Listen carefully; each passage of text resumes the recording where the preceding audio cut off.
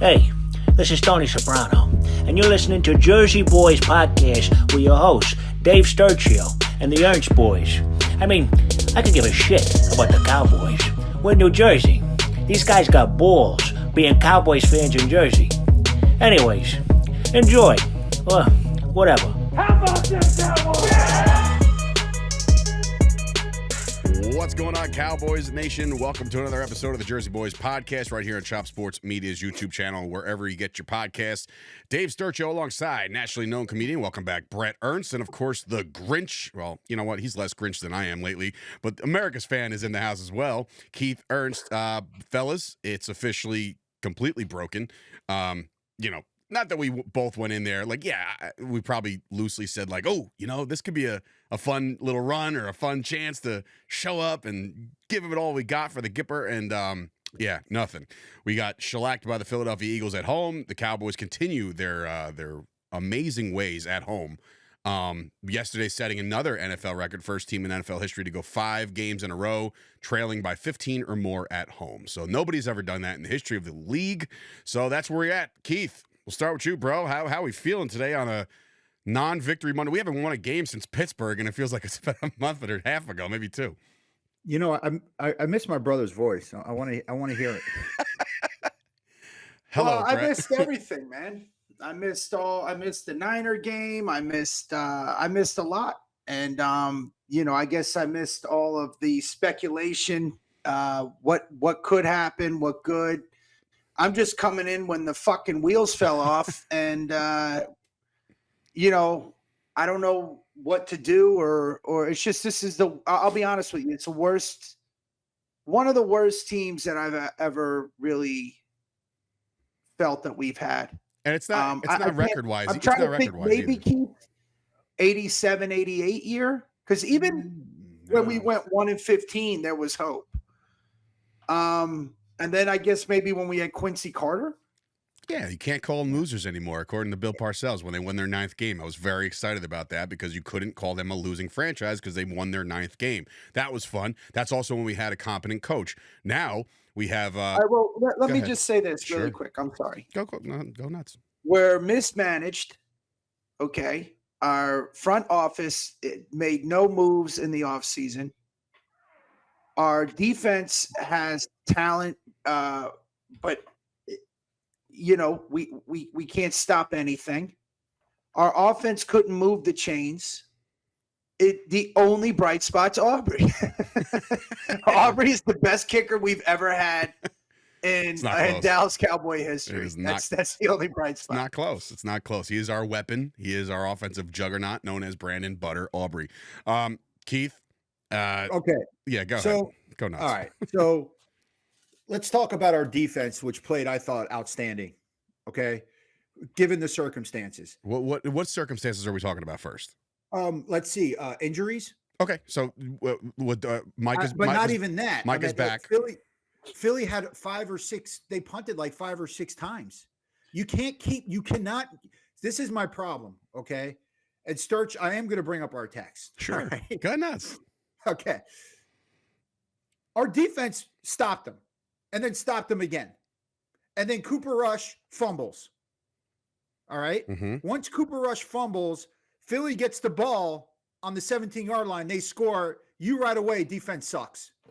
No, Like, that's not true. I didn't say that after that. Yes, you did. No fucking way. Yes, you did. Not after a short field. I'm saying, like, come on.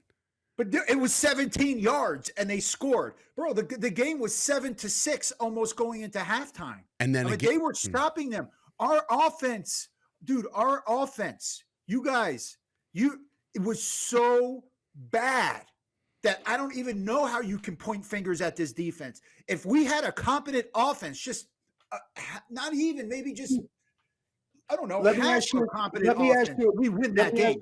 Let me ask you a question. Keith, let me ask you a question. Yeah.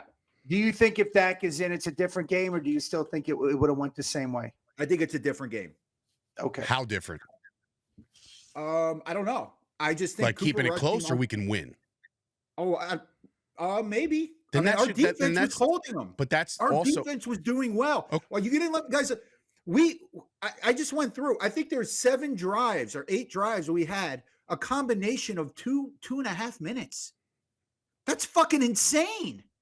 Yeah, And he had like your defense. You keep throwing them out in the field. They were shutting them down. That interception Trayvon had.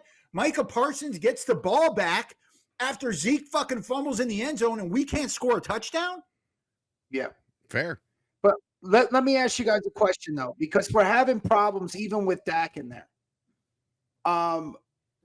Do you think it's our offensive scheme? Do you think it's the receivers not running the right routes? No, Do you think it's we're because I don't think we have a running game at all. I don't think Rico's the answer. Brett, we're playing Rico with was great. Rico played He's well. not the answer. I agree, bro. But He's not the answer, but he played. He Yes. fumbled. Oh no, that was Zeke that fumbled. Zeke Didn't fumbled Rico in the fumble too? No. Dude, Rico averaged almost 5 yards a carry. Yeah, He's Rico the played reason we well. scored. There was no offense besides Rico yesterday. The thing I'll say is this: I'm still assessing the season, man. I'm 3 games behind. Well, he was out. I know Rico was out. But what do you think the problem is? I mean, it's well, not even that. It's completely this offensive struggles completely falls on rhythm, and the way you get rhythm is play calling, and play calling comes from Mike McCarthy. I'm sorry, that's just the way it is. Listen, guys, we were witnesses to Cooper Rush being a competent quarterback and win football games in the NFL. We saw that. He was 5-1 as a starter coming in. So don't tell me he can't win a game. He went out there and the checkdowns were incredible. He wasn't even looking down the field or had the time to run down the field. But we don't even know the routes unless you watch the All-22 and you see the routes being run, which I'm sure we will get into. But like it's a design thing. It's a McCarthy thing. He's lost the ability to trick the defense, right? The defense saw what it's coming every time. I agree with Sturch. I mean, that opening drive, as soon as I can predict when CeeDee Lamb is going to get a screen ball. I can from my fucking couch. Right. Okay. And that's the problem. That shit has to stop. I mean, that was a drive killer. The screen on the first drive. But I was going to say, this is why, and I was one of the only Cowboy fans that did not that liked Kellen Moore. And I always liked Kellen Moore. He top 5 offense. Always liked him. Always liked him. Always liked him. He's officially a scapegoat. Now, he's a scapegoat, Keith. He was. Of course now, he is. People forced him out of town, and it's fine. Okay, Mike McCarthy I thought he did a good job last year. I did too. He did. So we weren't hung up on it, but now we see it. I mean, even Kellen Moore put a game plan together for Ben DiNucci on a Sunday night to put up more points. He put a game plan for Ben DiNucci to throw for 150 yards. Cooper Rush threw for 45. I mean, it is game planning. It has a lot to do. And I agree with Sturch. Look, Rush did not play the best game. I think he was rattled after that fumble. And he just was not. He is definitely he gets the blame. I'd say maybe half the blame. The other half goes on McCarthy. Absolutely. And the team and being unprepared and exactly what Sturch is saying. They know they're checking down. It was just so predictable. And look, sometimes when you do check it down to one of your playmakers, a la CeeDee Lamb, he can make a man miss and turn it into a gain. Fine. We've seen that too. It's not like that's breaking news or anything like that. We've seen that happen. What I'm saying is when you dial it up, every time Cooper Rush dropped back, the first thing I thought of is where's he checking this down to? Because it wasn't like I was waiting for him to find a slant or a post or anything to that variation. And then unfortunately, you see some replays and guys are running wide the fuck open. And you're like, wait, pull the trigger, kid. You know what I mean? Like, and he won't. And it's almost as if he's trying not to lose the game rather than try to win the game, is what I think is Cooper Rush's What was thing. crazy to me is he had like 9 passes for like 3 yards. I mean, we threw. We were just, he wasn't even checking down. He was just throwing there was some spikes into the earth. There's some designs where I'm like, oh, he's throwing it to nobody here. I think that could have been the worst quarterback performance by a Dallas Cowboy quarterback as far as yards and stats and just maybe everything. And rattling in my head, I am going back to Quincy Carter's first game, and I know it was against Tampa. I think maybe he threw for less yards because we didn't move the ball at all. And I think also that year, and Anthony Wright started. Against No, that's his name, right? The quarterback? Yeah, Anthony Wright. Yeah. Yep. Yeah. Yeah. Against Tennessee on a Monday night, and he never played. And I think that one, I guarantee you, Quincy Carter, Anthony Wright, and this Cooper Rush one, all right, could be the worst quarterback performances in my lifetime. I can't go back to the 60s. Well, I will say, I have, just so everybody's clear in how I try to expand this podcast, I do try to get guests other than Jesse Holly, and I slid into the DMs of one Clint Stoner. I'm still waiting to hear back to try to see if we can get Clint Stoner on the program just to see what he thinks about all this shit. But look, dude, it's scheme right now, and the idea that you had, quote, packages for Trey Lance. He came in for 2 plays. Everybody thought, you know what? This is Mike finally showing some brass. Right? And then 2 plays later, Cooper Rush trots his ginger ass out there. And I'm like, what the fuck? What was the point of that? And then the final plug and like take him out and put Trey Lance in. You're not giving Trey Lance a chance to fucking succeed here. You're coming. No. It's not like you're trying to come back and you're just trying to save face. And I don't know if there's any face to save left. You know, the quarterback play is brutal. And unfortunately, you're not going to add a quarterback right now. So it's not like you're going to be like, oh, okay. Like, and honestly, the wheels have fallen off so bad as far as the record now, which is 3-6, right? They're like 5 games behind fucking Washington and Philadelphia. It's over, right? The hope of having the hope of having any chance at a divisional run is done, right? And now it's like the wild card shit's slipping away too. So it's like whatever. But the problem is, do you even want your $60 million a year quarterback to come back to this shit? Like he keeps doing the whole like, oh, I'm going for second opinions. Why? Just fucking get the surgery. First of all, that Dak is the least of my worries on this team. No, but I'm saying like the wheels have fallen off so much that like why don't even the Dak real quick, okay? And here's my question, because we were texting and I'm just confused about this whole contract thing. Because my whole thing is you can't trade a player and another team take over their guaranteed money. Oh, 100% you can. But what like my realistic thing, my answer to that is there's no team that will take on that kind of contract right now. You don't think the Raiders would? I don't know. I don't because dude, look where they're going. They're in line to get Shador and like anybody they want. You think they want Dak Prescott for $60 million when they can have a rookie for 2, right? So you can't. I don't know. I'm just saying. No, I mean, it's worth shopping. Not for nothing. Dak Prescott is also, and this is just like pulling back the curtain of real life. Dak Prescott's building a brand new house in Dallas, right? And guess what? He has a no trade clause. So like. You would have to. He has a no trade clause. Yeah, dude, you can't. That's what I'm saying. Everybody will trade him. But how does that work? He has to. He has to agree. So they can't do anything. They can't. He has the fucking Cowboys in the back pocket right now. And I'm saying, like, look, and again, we can't talk about Dak because he wasn't even in the fucking game. But what I will say is that game might have been a little different. But then Jerry Jones, doing Jerry Jones things, goes out right post game and said, "We were sucking with Dak," you know, and that's fine. You know what? You're finally, being responsible. And I know. And he's also coming back saying like, oh, because of the mistakes that I've made, he's taking ownership now a little bit of the mistakes he made in the offseason to put this roster together. This was like my father said it better. He goes, this roster stinks. Like the roster stinks. You know what I mean? Like when you have Kalen Carson, who again, Jesse Holly was singing his praises for training camp, but again, you're going one-on-one with your own team. Like, when Kalen Carson is the guy covering A.J. Brown down the sidelines, that's a problem. That's a problem. And I don't think Deron Bland would be the fucking savior here. Which, by the way, I'm Deron Bland with his certain injury that he's waiting for God knows what to come back. But like this is a poorly constructed roster with a few bright spots. I will say the bright spots for me, obviously, Brandon Aubrey is a joke because he gets the 2 field goals. Yay, there's our offense. But seeing Micah attack like that was like very like I was like, okay, you know what? This is good. And then Overshawn flying around the ball. He'll be okay, according to all the reports. He'll be fine. But like I was waiting for that to see Overshawn on one side and Micah on the other. And we saw it. And we saw the Philadelphia Eagles turn the ball over twice, and they haven't turned the ball over in 6 weeks at all. So like there you go. There you have a little bright spot in your defense. However, you have nothing on offense. You have 0 on offense. And that's very disheartening right now, knowing that there's not a soul on that offense that could provide some kind of spark to lift your team up and say, hey, let's go on a little bit of a run. half the goddamn internet is on Team Tank and they're starting to fucking talk about their draft spots and shit.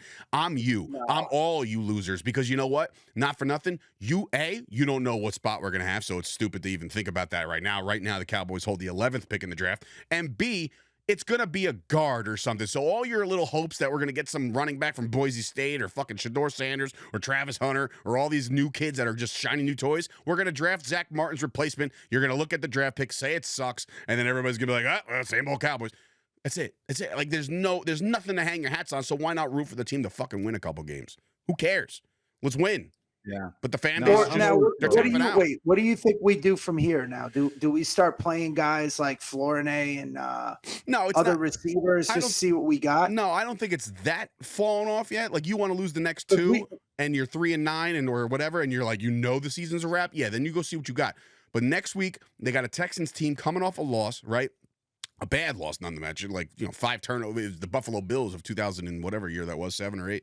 But like, the Texans are coming up, and like, you have a shot to be competitive. But the only way I say you're competitive, and I never thought I would say this, but it's give Trey Lance the number 1 reps this week in practice and let him run a new offense. And when I say new offense, it's an offense with a guy with legs. We didn't have that. We don't have that with Dak. You never know. We don't run that kind of offense because we don't have the players to do it. But if you have Trey Lance out there running a 4.40, let him fucking run. Who cares? At this point, who gives a shit? What's the worst that can happen? We've gotten the doors blown off us 5 times in a row at home, and here comes another home game in which the fans are going to pile in there. You know what I mean? Like, so it's just a lost. You know what we season. need, guys? We need a GM. We need a Intervention. good general manager. Fucking alcohol. Yeah, So no, you're what? right. I said we need alcohol. No, but I agree. Your GM is We need Jerry to bring Jones. in what Jesse Holly said. We don't have a football guy in the front office. Nope. We need a good GM, and we instead of thinking of replacing Dak, we got to start looking for a head coach. Somebody that can compliment the kid. Somebody that can work with Yeah. him. He's a we have good to. He's a good Well, talented quarterback. I don't want to hear we that he's got to no build good. around him with a good GM because Correct. Dak is not win us anything on his own. He needs a lot of help. You know what's crazy? Especially when he goes through his spurts that he does, like the last 3 games where he can't do shit and Look, something gets in his head.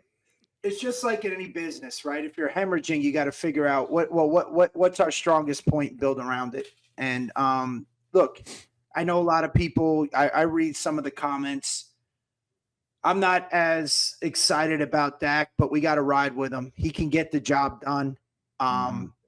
And then we just got to find a good head coach, and get a good GM up in the front office and start getting some players. Like, to let Derrick Henry go like that was stupid. It's We had a malpractice. chance at him, and we didn't really make any moves. Yeah, but once again, I don't know if he would have even been a difference. But Keith, it ain't even about. It's not about the player. It's about the effort of acquisition. It's about who can we bring in? And I was going to bring this up to you last night. I didn't know who was functioning and who was not during the Texans game. But I was like, every time they go through these starting lineups in the beginning of the games, and you hear about these other guys like, oh, Laramie Tunsil is over here playing left tackle, and then you have other guys that you're looking at, and I'm like, you know what? Every time I watch a game, any game, there's always somebody that's like, oh yeah, I remember him. He was on this team or that team. With the Cowboys, you don't have to worry about that shit because we're not adding anybody from other teams. So you get to know your guys, and officially you think your guys are better than everybody else in the NFL when every other team in the NFL has added where they lost. The Detroit Lions lost Aiden Hutchinson for the year. They went and traded for Zadarius Smith. Dude, and he didn't play yesterday and they still won the fucking game. But they are in it to keep continuing their ways. We don't have that right now. This is a complete.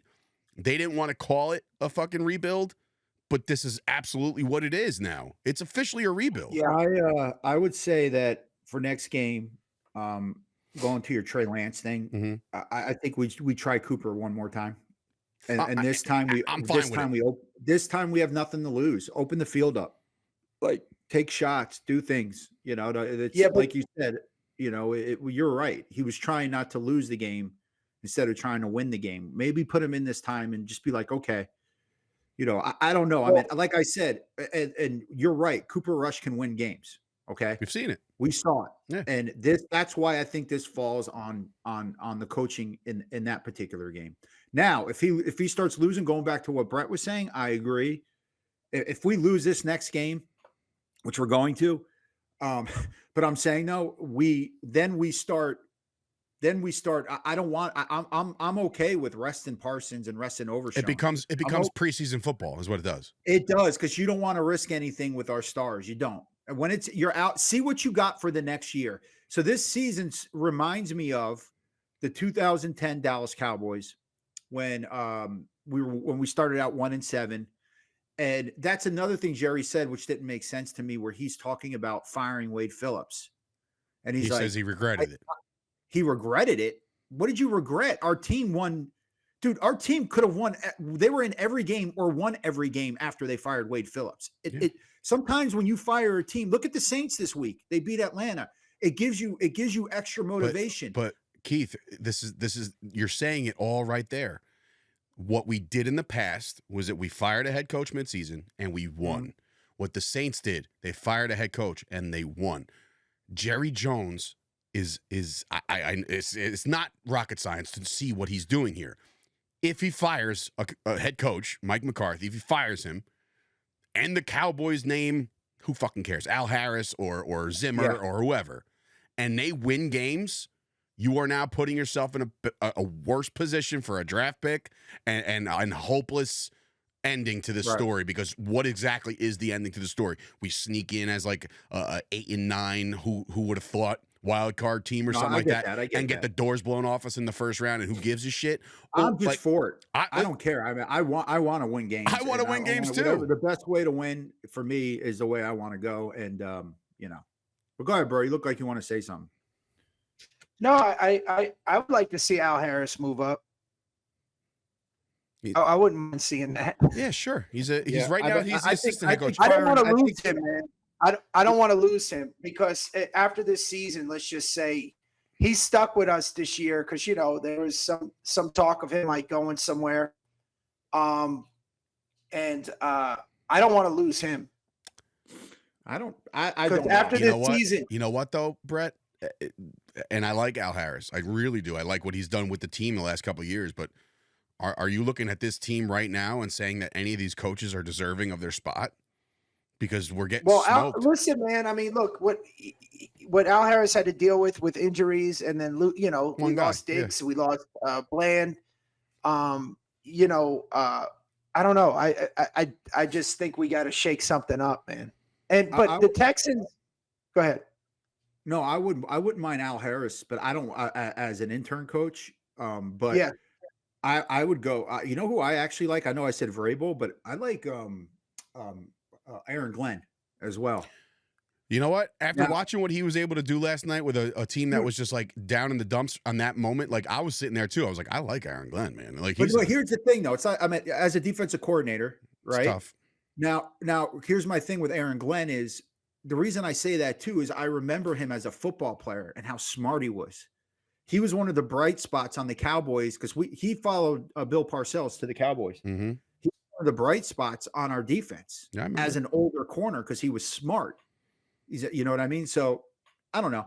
I just I thought about him when I was watching the game yesterday. I'm like, yeah, that would be a good choice. But honestly, McCarthy's going to be gone, and we know that he's done. Yeah, but the problem is McCarthy's going to be gone at the end of this season. There will be no coaching regardless, change. he's done now. Yeah, 100%. And there's got you know what not for nothing. And this is just me being like a family man, I guess. But like, if Jerry Jones would go up to have a meeting with McCarthy right now and say, look, we're 3-6. Dak's about to have season-ending surgery. You're gonna have to roll with this offense, and this defense is, we're trying to get pieces back, but the division got a lot better, and the conference this looks like a lost season. Go enjoy your family on Thanksgiving. Go enjoy your family on Christmas. You know what I mean? Like, get out of here while you still can, and then make a mutual agreement to just step aside instead of that's basically firing them. Well, while I'm aware of the schematics of it all, right? It doesn't matter. That's what they're gonna say. But again, it would be so much better now than to say like, hey, look, we went 3-14 or whatever it is, and the wheels fell off. Does that you can get out of here with your head held high somehow? I think right now, and just say, you know what, I quit. I quit. How about that? Have you ever seen a fucking coach quit? Because guess what? The players quit on him. I don't know if you guys heard Micah's shit, man, but man, oh man, I almost like, and I hate Micah's podcasting and all this other stuff. I don't say hate, but it's like, whatever. I just disagree with the timing of his podcast. But Micah Parsons yesterday said, they're like, oh, what if Mike McCarthy's not your head coach next year? He's like, well, Mike can go wherever he wants, man. He can go coach wherever he wants. I feel bad for guys like Zach Martin and the legends in this room. And he says legends. I was like, I don't know if there's any other legends besides Zach Martin, but legends in this room that he wants to hold the trophy for. And he goes, these guys put way more work in than Mike McCarthy ever did. And at first I was like, oh, Jesus. But then I take a second to listen and watch it back. And he's basically saying, like, these guys are on the field trying to do it while Mike's never stepped on the field to do it. So I get that part of it. But, like, I think that the locker room is in unison right now saying if Mike McCarthy was pardoned his job as a coach right now, there would be like look, we tried, guys. It's not going to work. I got to go. You guys go be great. Do the best you can. See you guys. The mutual agreement part would work right now. Right now, but I know these guys have pride, and I know this coach doesn't want to go out like this. The only reason I'm disagreeing with that is there's no mutual agreement when you've been blown out at home the last 5 times. If he leaves, if he leaves, they're gonna know. You could say it to me. You could record that conversation. Everyone's gonna say he got fired, bro. Fly on the wall. No, I get. I'm just telling. There's no nice way to do it. I'm trying to do it the nicest way possible. You know what I mean? Like for Jerry Jones to go on record and say he regrets firing Wade Phillips midseason is comical because of what they did post that. Well, the Shane Gailey one he said too, which is interesting because Shane Gailey was the first coach ever to take a team to the playoffs 2 seasons in a row and get fired. Shane Gailey went to the playoffs 2 seasons in a row and got fired. Isn't that crazy? Are you sure? 100% positive. Yeah. Who went 5-11 3 years in a row? Campo? Yeah. Oh, all right. I was gonna say, like Shane Gailey. I was like, Shane Gailey was first. Yes. Yes. Okay. So yeah. So they had Shane Troy. Gailey was after They had Switzer. Troy. They had Troy. They had beat up Emmett. They had pieces on their team to make a playoff run. Yeah, I remember that. Yeah, and then Dave Campo went in there and completely fucked it all up. And look, I don't think you're ever going to get a coach like you had when Bill Parcells or Jimmy Johnson or guys that will just tell Jerry to like, yo, man, let me do my job. You do yours. Get me some good players and I'll fucking make this a miracle. And I don't think you're going to get that out of Mike McCarthy. I don't think you ever did. It's unfortunate, but this is who we have as a GM right now. And of course, everybody's going to clamor for the hot, fresh new name, like a Ben Johnson out of Detroit, who's like lighting it up with the Lions and shit. And like, yeah, all right, he's gonna want $20 million a year, guys. Like, you know what I mean? So let's not pretend that Jerry has the spending power to woo somebody over to the circus known as Cowboys. If Jerry brings in Dak and CD and says let's restructure, there's a chance that's gonna happen. Work. There's a chance that's gonna happen. To be honest with you, yeah. That's what I've read. That there's a chance that a lot of these deals, that these mega deals that were just signed, might get restructured to ensure. The only thing I see though is when you do that, what signs point to is that they have to give Micah the bag too. So that's why there's going to be some shifts, and you're going to watch. Look, it's going to feel a lot like last year. We let Tyron Smith walk, and look, he's not having a great year, but it was hard to see that guy go, right? And then next year, after this season's over, Zach Martin's probably out the door. And I don't know who brings in a Zach Martin at this age. Maybe he retires, but Zach Martin's done too.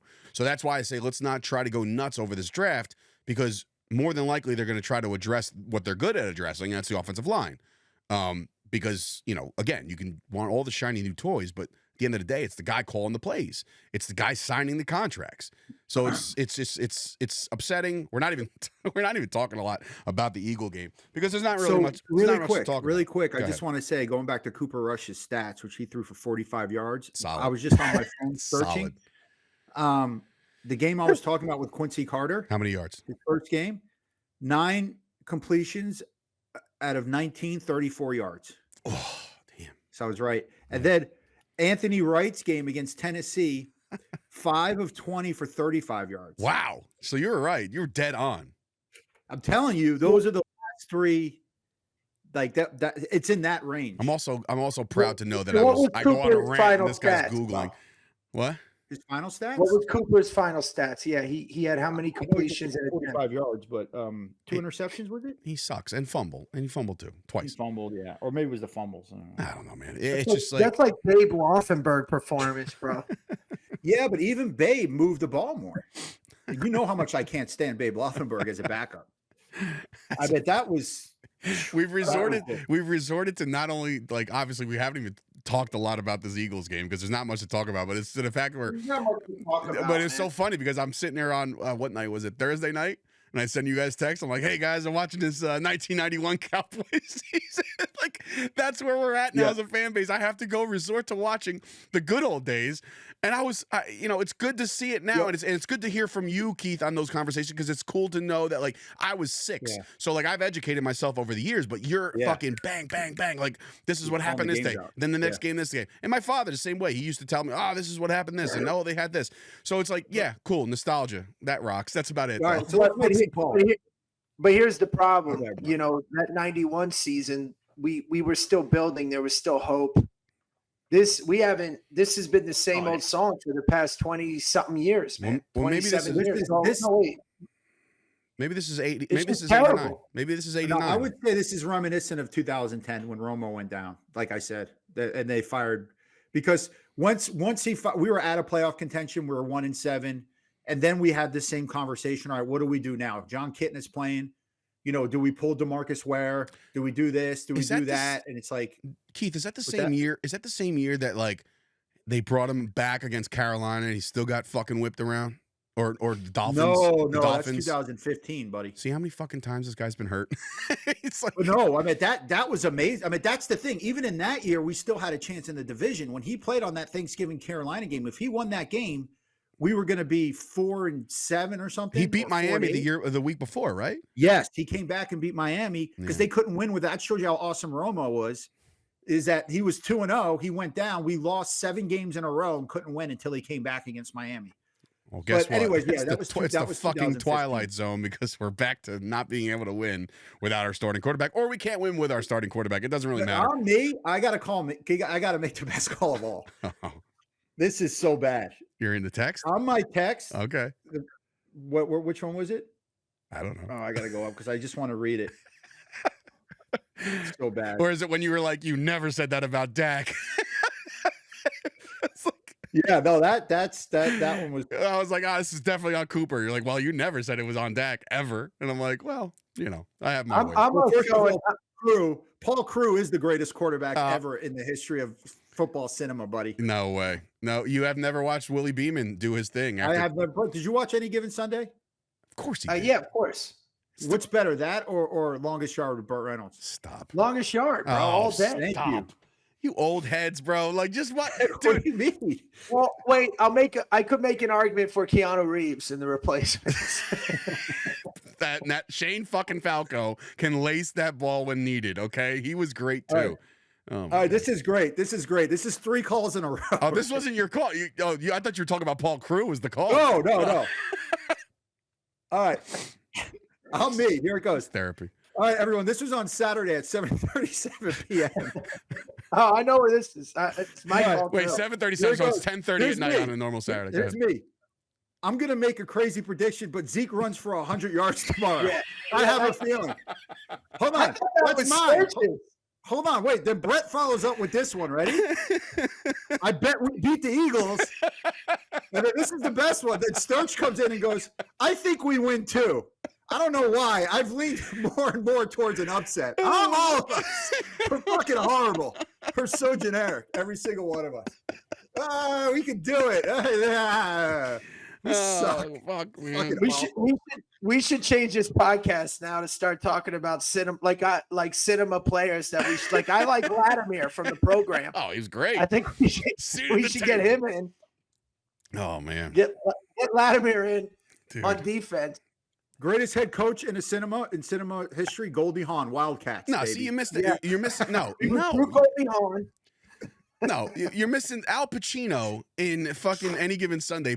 Delivered the greatest speech. I take Goldie Hawn from Wildcats any day of the week. Oh man, you guys just want. You know what was good about that? You just want to clip her. Yeah, that's. But here's the thing. Here's the thing with that character with Goldie Hawn. Okay, what I liked about it is it touched on a certain issue, but she still stayed a lady.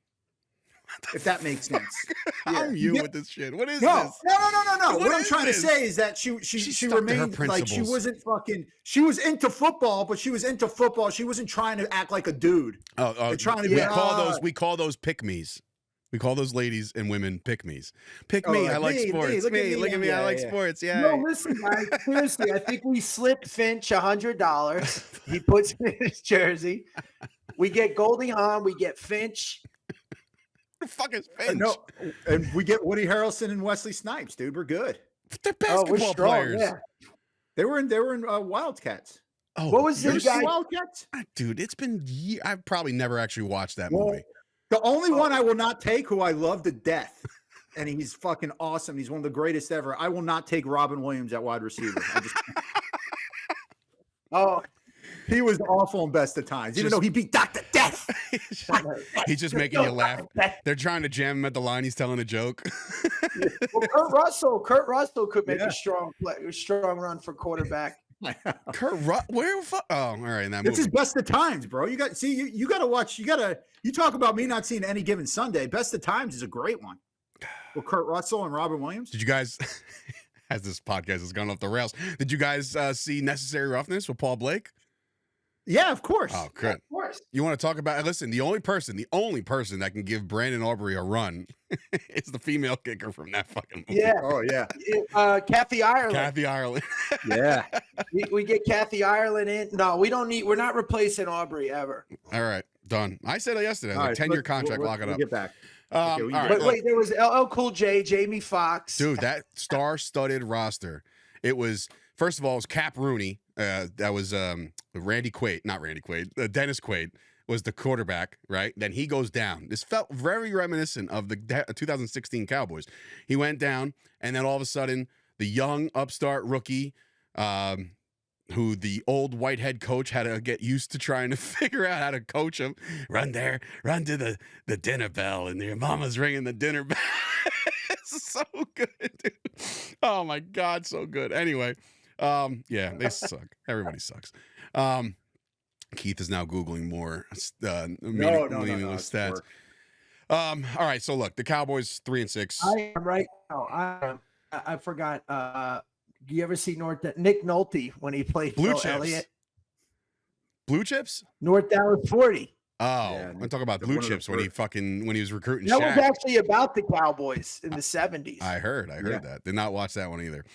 This is such an you know what's funny? This is an off-season podcast, and that's what we're doing right now. 3-6, and we're talking about fucking fictional characters here on a Monday morning. Oh my God. Anyway, look, Cowboys suck. And look, I don't know where it gets better, if it gets better. Monday Night Football is on the docket next. There's no flexing out of that. You have to play. So, unfortunately, for a lot of Cowboys fans, they're going to stay up late on Monday night next week and watch them probably get their asses kicked at home against the Texans. Again, I don't know if there's ever me and Keith, and I'm sure Brett's same one-track mind. We want to see our team win. We're not these tank for the fucking picks. Like, I'm not. And you know what's funny? This Cowboys team doesn't have to tank. They just have to play football. And they're naturally going to be a fucking top 10 That team is the anyway. truest statement so far, next to Paul Cruz, a better quarterback. They don't have to tank. You don't have to root for your team to lose. Guess what, guys? They're going to fucking lose anyway. It doesn't matter. And again, like there's an offseason to talk about when that comes, but unfortunately, you got to play the games on your schedule, and the Texans are up next, and they need to win badly to get back in their race. Or, I mean, that division's going to be a fucking wrap anyway. There's nobody that's going to give them a run for their money, but go ahead, Keith. No, I was going to say, man, we got 8 more fucking weeks, dude. It's like maybe the NFL should shake this up because we haven't been in this position in a while. We really haven't. Right. Like I said, 2010 is the last time because even when in 2020, we could have won the fucking division last game against the Giants, if you remember. Yeah, we were still anyway. But so what if they did something where they go to 18, say they go to 18 games, right? Mm-hmm. Let's just say that. And they set a schedule for 9 weeks. And then the second 9 weeks, teams like us, teams like Carolina and other teams stop fucking playing and torturing their fans. And they let the other teams play, the ones that are winning and that actually have a chance play the last fucking 9 games and then go into the playoffs. And it's all of a sudden the NFL just creates this new thing. Like, actually, you played the first 9 games home and away. Well, now you'll play the next 9 games in Munich, Germany. That's where you're going to play the next 9 games. So you can be. I don't know. It just sucks. It just sucks having to go through this. I mean, especially now that they added the extra game. It's our choice. Like, really, we need an extra game. We don't need an extra game. We need look, mathematically, we're not eliminated. Realistically, we are.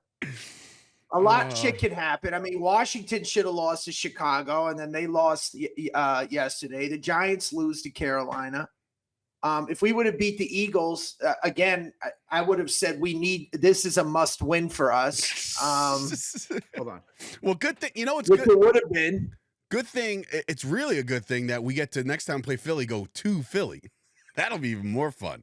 Where we lose Keith? No, we didn't lose Keith. I think there might be a woman walking around naked or some shit. I don't know. Yeah, exactly. So we're trying to keep this PG-13 for the viewers out guys, there. if you watch the show on YouTube, at what minute marker does some woman walk by?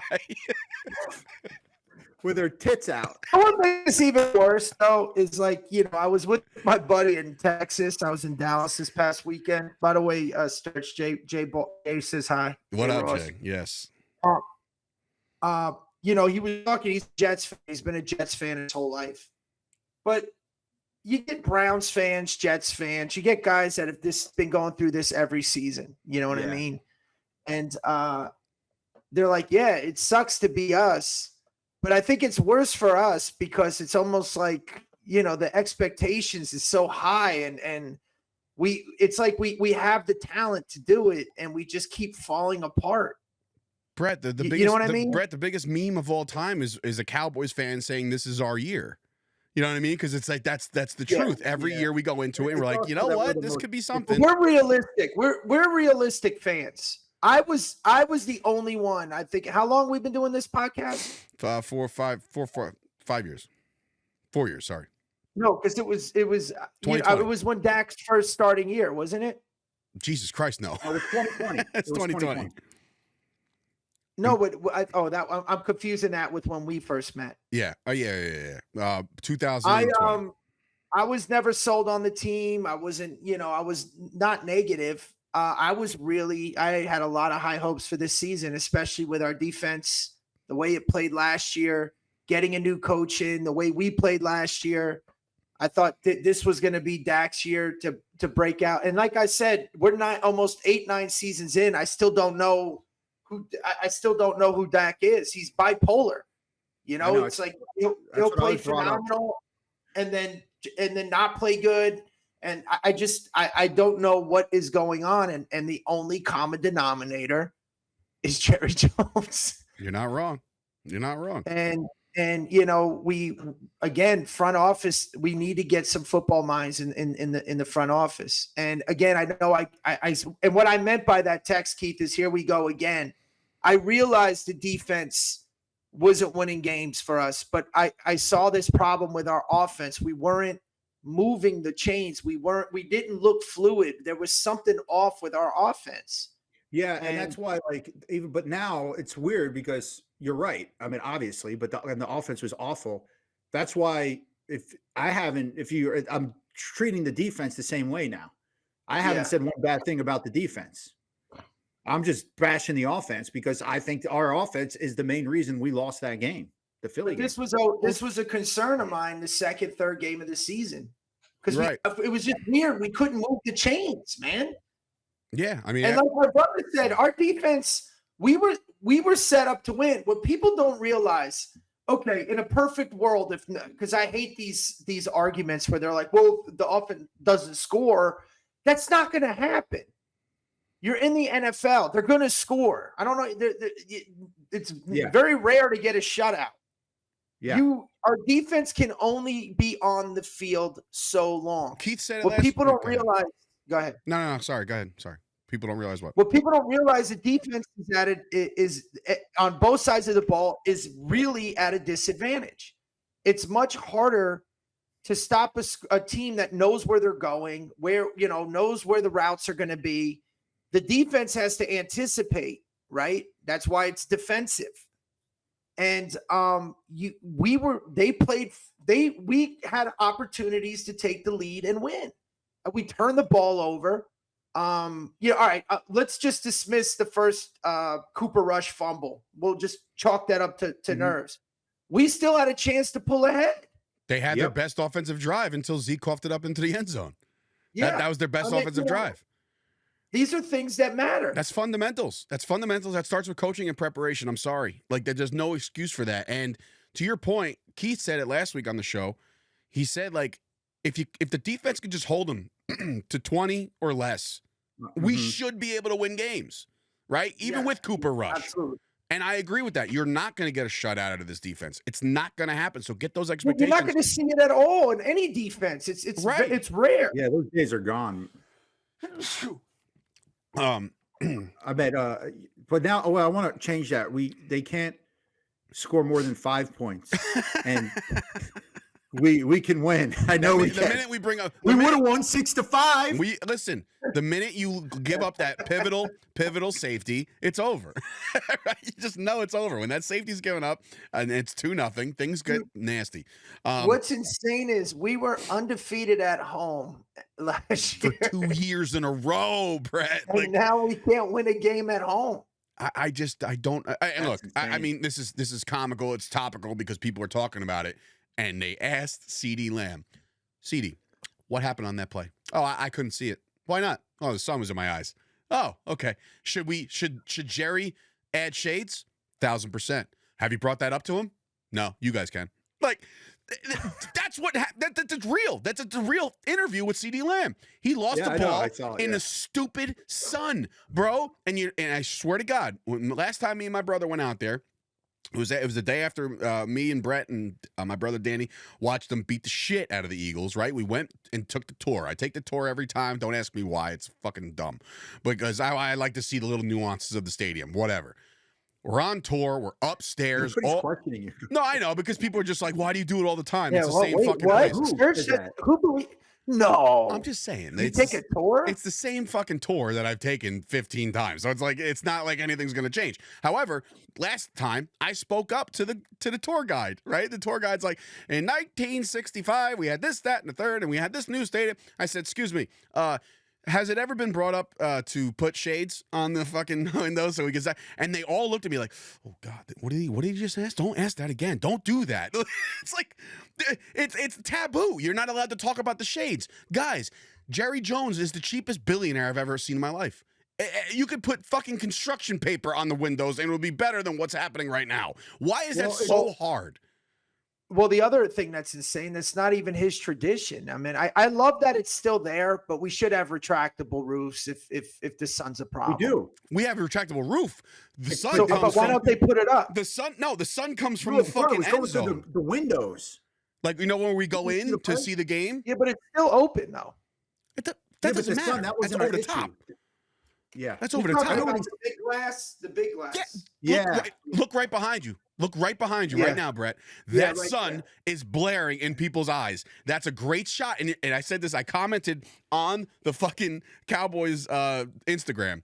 They put up these hard-ass photos. I'm talking strong photos of guys with the sun just hitting them in the right spot and all this shit. I was like, these photos go so hard. Just do me a favor. Don't post this kind of shit because we can't see. Like, we can't fucking catch a ball over the middle because the sun is blaring into your fucking face. And I think what Brett was referring to, because I was about to say that, is we can't get it right because we have the same problem in Texas Stadium with the hole. Yeah. That's what he was referring to. The sun would hit at a certain point that people couldn't see the ball or whatever. It's like, why can't we get the Dallas Cowboys Stadium right? The one thing I remember vividly as a child growing up watching them play at Texas Stadium is that every time it rained, there would be water spots for the next 3 weeks. Like, they had no drainage whatsoever there.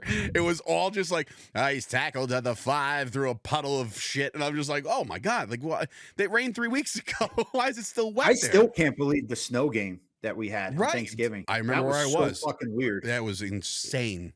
Seeing a game at Texas Stadium with snow is one of the weirdest things. Fucking Leon Lett.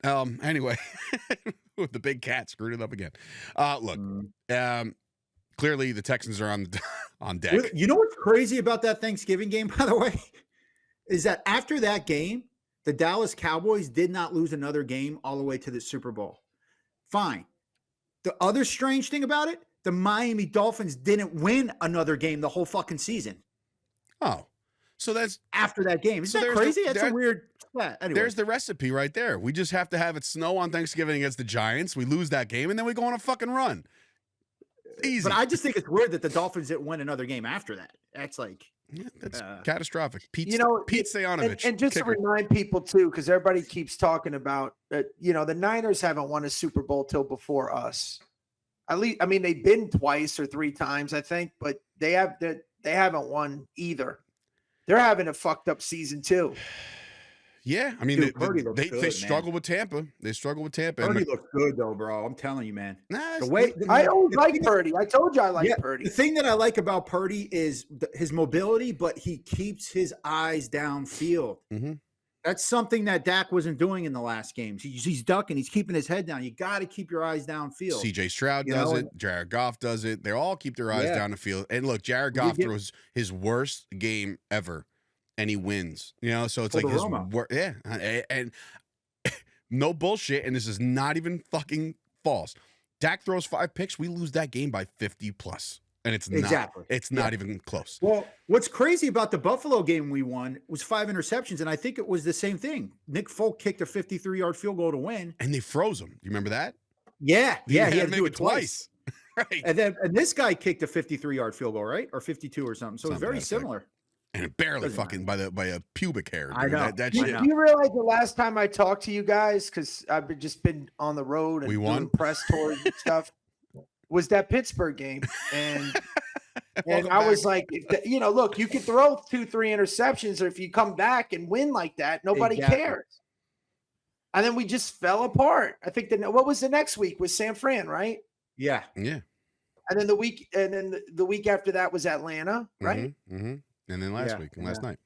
True. So it's like that Pittsburgh game was the best game we played all season. Of course. Yeah. It's a but who win, knows if we win if Russell Wilson plays? Yeah, Russ are a different team. is looking really, really good right now. Yeah. But yeah, man, that's the problem, dude. Like, we turned the ball over 5 times and lost 34-6. The Lions turned it off 5 times and they won the fucking football game. So that's how you know it's a completely different level of team, right? And Jerry's singing praises to the Eagles. They're a high caliber offense. Well, you know what, Jerry? You had a chance, bro. You had a chance to make this a high caliber offense too, but you didn't. You didn't. And now you rely on the draft picks and guys that you don't want to resign because it's fucking too late. Do you guys understand? I know we're talking about other games, but why the fuck did the Bengals go for 2? Because they're schmucks. And I forever will say that, like, fuck the analytics, kick the extra point, and that's it. You go to overtime. You have to me, I never understand it. The same thing goes for when, like, teams are up like 17 and they score and like go for 2. And it's like, for what? It's going to be a 7 or 6. Who gives a shit? It's going to be 7. Right? Like, but it's easier to go for it now and not the second time. The only thing I'll say about if Cincinnati was like mathematically out of it, I would agree with it. Well, but they're still in the fucking playoff in the division hunt. I mean, not for nothing, but that decision right there could have put them out.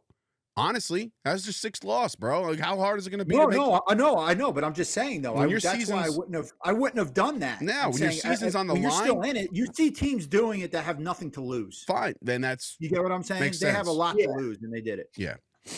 And this is my last thing because I haven't been on in a while. I'm our fucking fake punt. It's so generic. That was awful. Whatchamacall ran Pittsburgh ran it yesterday. Anger's like so bad. The guy give the ball to Lepke. What? We got Lepke. Just keep giving it to him. What are we doing? The best part is Pittsburgh tried it yesterday too. So bad, bro. Who is it? CJ. What was the guy? CJ Goodwin. Yeah, guy who doesn't even fucking run routes. He didn't even know the fucking ball was coming. Nope. He was a gunner. He's like, all right, hike. There I go. Not even. And Anger's like, what if Anger did it on his own? Dude, turn around. It's like you playing fucking street ball. Dude, what if Anger's like, fuck this. This is my time. Brucey's time I'm to gonna shine. do it.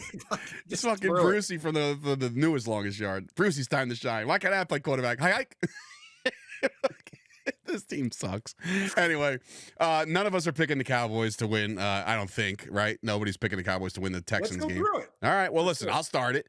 And I think they play better chance that maybe Bland is back. Defense plays a little good. Listen to me. A little better than they played even yesterday, which we think there was some bright spots. Micah's another week healthier.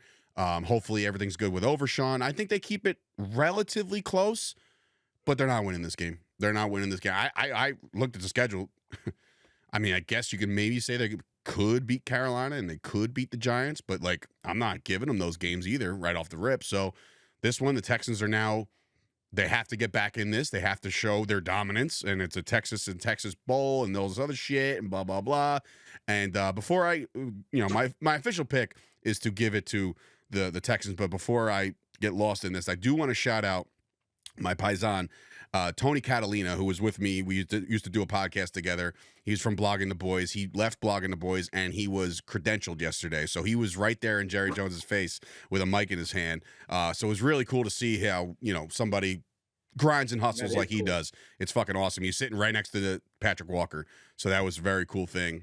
So shout out to Tony. I'm sorry that your first game covering the Cowboys was this one, but it's all good. But anyway, I got the Texans running away with this at the end. Keith? I'll say this. We are the number one bounce back team. Like when a team loses a game, they want to play us next. Yeah. No matter what. Because whether we suck, which we do, or we don't, it's a way to be like, okay, we're going to beat the Dallas Cowboys and get back on track because everybody fucking hates them. So this is our way. Hates them or loves them, whatever. This is our way. So that sucks for us. Because I was about to say the Texans that was a tough loss last night. Yeah. And I might see them in the first quarter, like struggling a little bit, but then they're just going to blow the fucking doors open. We're not going to be able to compete. Nico Collins is back next week, I'm sure. Yeah, dude. I mean, it's going to be another ugly loss. And here's the thing. I'm tired of if they come out and say nobody believes in us. Yeah, we fucking don't. Okay? Give us something to believe in. I'm tired of that shit when people say that. No, I don't fucking believe in you. How about that? I don't at all. So you can use that as motivation if you want. You can use that as motivation if you want, because I don't believe in you at all. You've made me look like a fucking asshole. I don't know how many times this season, and I'm done with it. You guys are going to get your fucking asses kicked, and it's going to be embarrassing on Monday night. That's my prediction. 2 for the Texans. Cut that up and tag the Dallas Cowboys. Put that on your podcast. All right. Anyway, go ahead. Imagine they play that in the locker room and they're all staring at you. Look at this fucking. Even care. Look at this schmuck. Hey guys, we lost Keith's belief. It's funny. God, they're gonna go up to guys like DeMarcus Lawrence, who hasn't played in forever, but they're like, D-Law, what would you say you take away from this week of preparation? He's like, well, look, all things were going very well. We were prepped, we were ready to go, but then we found out that the only optimistic people, the Jersey Boys podcast, they fucking turned on us too. So now we're completely fucking done. God, motivated. Yeah. Listen, I'm your motivation. Before social media. Before cable, I was writing letters to this team as a little child. And I've lost faith. I don't believe either. No, I think we win. He can't even say it with a straight face. He's off the rails. Holy shit.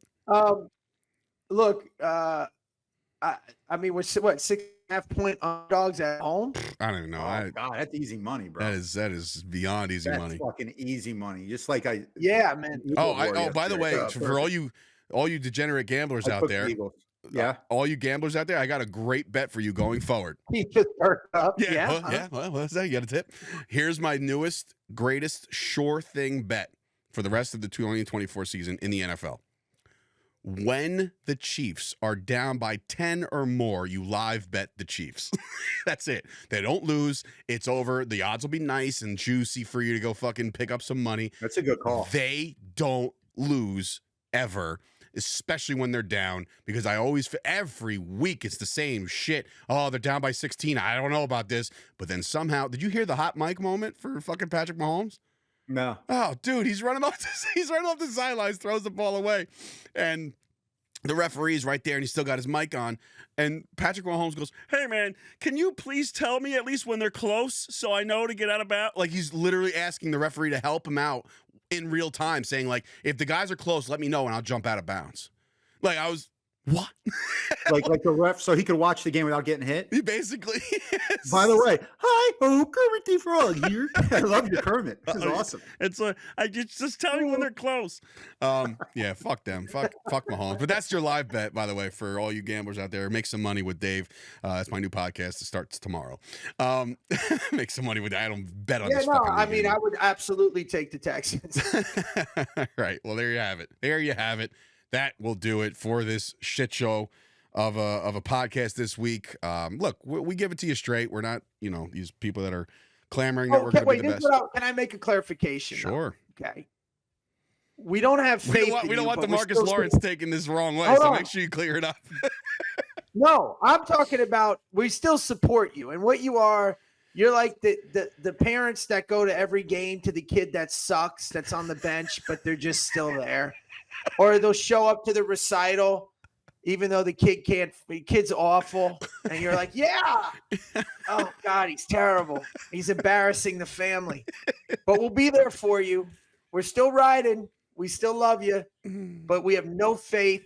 And you've ruined Christmas for us. And I'm hearing, wait, hold on. Yep. It's confirmed. Dad is also not coming home. Dad is not coming home. He's not coming home. It's official. Oh man. What? I was gonna say something else, but I forgot. I needed to laugh though. I needed to laugh. This helped. This is therapy. This helped. All right. Well, look, none of us have the Cowboys doing anything of good next week against the Texans. We'll see how it all plays out. But wait. I'm sorry. That's what I wanted to ask. So Keith says start Cooper. You stay. I say give as far as an offensive boost and change of rhythm, give it to Trey Lance. I'm just talking about the fact that he has legs and he can move around a little bit. That's all. I'm not saying he's going to be accurate. I'm not saying he's going to win the game. This could be a game, right? That like whoever starts at quarterback. Let's say Cooper comes in, shaked off the dust, does it. Could be a confidence booster, even if we're going to lose. Or you're saying we enact a new offense with Trey Lance or put in something more where we could use his legs. Yeah. And just ride with him for the rest of the season. Because if Cooper fits the bed, we got to bring in Trey Lance. Just let him ride it out. And you know what's funny? They haven't even, because they won't do anything if not knowing about Dak's future as far as this year. They won't, they need to go bring a fucking third quarterback in somehow. They have to. Like, they need an emergency third. Like, Dak is not the guy, so who's it going to be? You get your Will Greer of 2024. Go get somebody else that can possibly provide a spark. It might be that year where we just have 87 quarterbacks. We find Danucci and bring him in. Listen, I am not opposed. I am not opposed to Ben DiNucci being the starting quarterback for the rest of the fucking year. How about Garrett Gilbert? How about the fact that Thanksgiving? Here's your dream matchup right here. Thanksgiving, Ben DiNucci against Tommy Cutlets over there in New York. We can have an all-Italian-American Thanksgiving dinner. Come on, folks. Let it happen. I would love that. I would love it. Anyway, this has been another episode of the Jersey Boys podcast. Thanks for tuning in. Thanks for listening, downloading, all that good shit. And we'll see you guys next time at our old day. We're going to have to record on either Monday night after the game, if you guys want. I'm sure I'll be full of fucking adrenaline, or we get back to Tuesday for a week. But that'll be that, and we'll see you guys next time. Hey, this is Tony Soprano, and you're listening to Jersey Boys Podcast with your hosts, Dave Sturchio and the Ernst Boys. I mean, I could give a shit about the Cowboys. We're in New Jersey. These guys got balls being Cowboys fans in Jersey. Anyways, enjoy. Whatever. How about them Cowboys?